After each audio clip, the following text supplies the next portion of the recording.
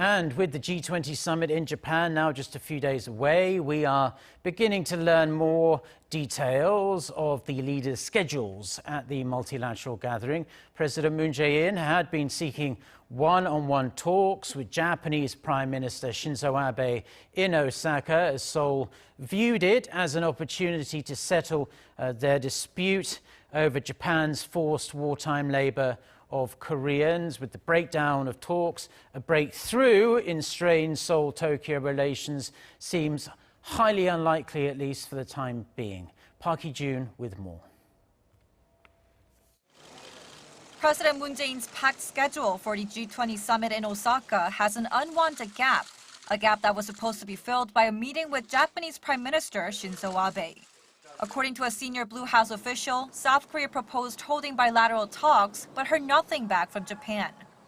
Bilateral relations have deteriorated sharply since Seoul Supreme Court ordered Japanese companies last year to compensate Korean victims of forced labor during Japan's colonial rule.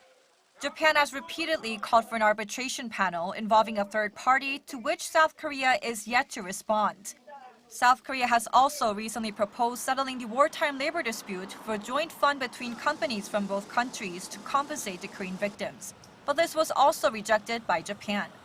Observers have speculated that this is a reason Abe has decided not to arrange the talks. But this leader-to-leader meeting was seen as the best chance the two sides had to narrow their differences on the issue.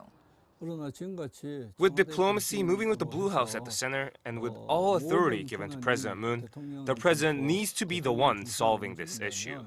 We can't say that the top-down approach is the best way, but this situation can no longer be resolved at the working level. The leaders have to meet and solve it. Observers say that the government could seek to hold a summit after Japan's upper house election on July 21st. This is out of the belief that Prime Minister Abe is unable to be flexible ahead of the election when it comes to the sensitive political issue of South Korea-Japan relations. But the senior official also says the possibility of a one-on-one in Osaka cannot be ruled out completely. If Japan requests to meet on the spot, the official says that the top office will accept.